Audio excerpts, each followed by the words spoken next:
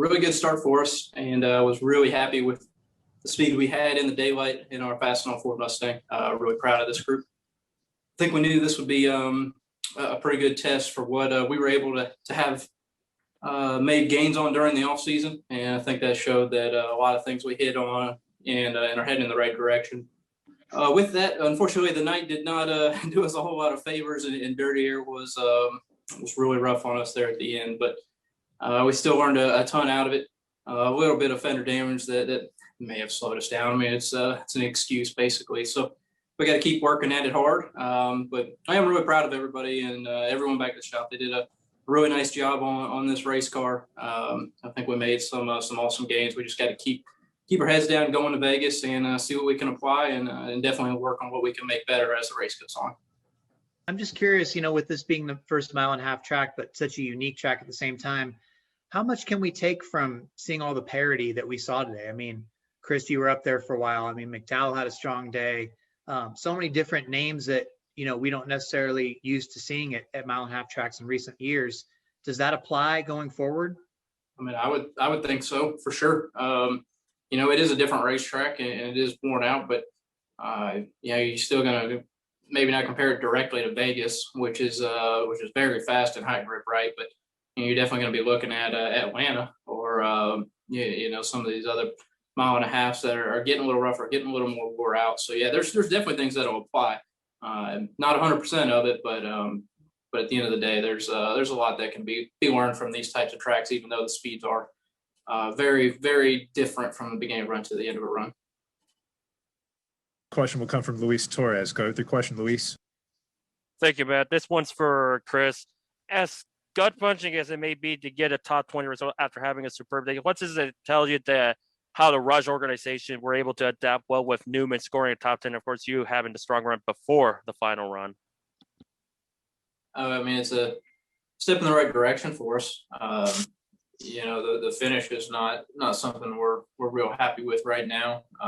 It is good to see Brian and the six guys be able to get a strong finish out of it. I'm really glad that we were able to run strong through a lot of the race.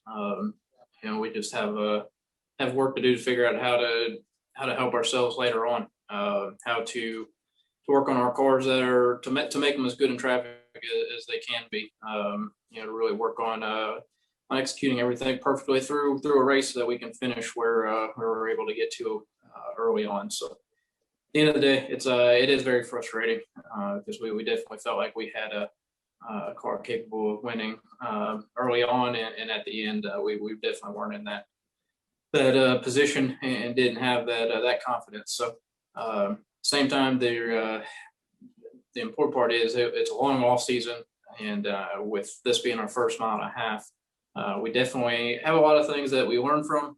We're definitely going to dissect this one very thoroughly and learn from it even more so that we can have more days like this going forward and then just finish them off on the tail end just as strong as we started today. And then Chris, what changes has Jimmy Fenning done over the offseason that has helped Roush Fenway get better?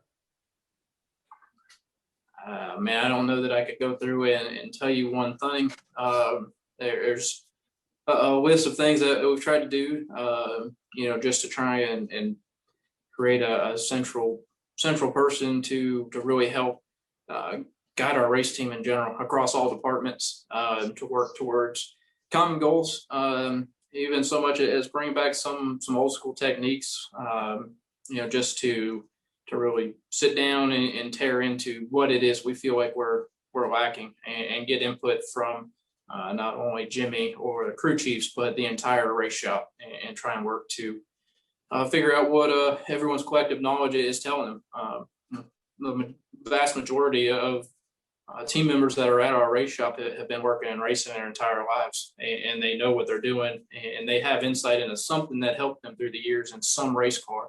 And I think a lot of that is come together, try and work hard to find that for us and really put together a lot of these small things so that we can have a bigger result at the end of the day. So I think everyone knows Jimmy as a very hard-headed eraser that has a ton of respect throughout our entire organization. And I think that we believe in him. Jack believes in him. And I think we all we all want it to help build Jack's legacy and to keep building it.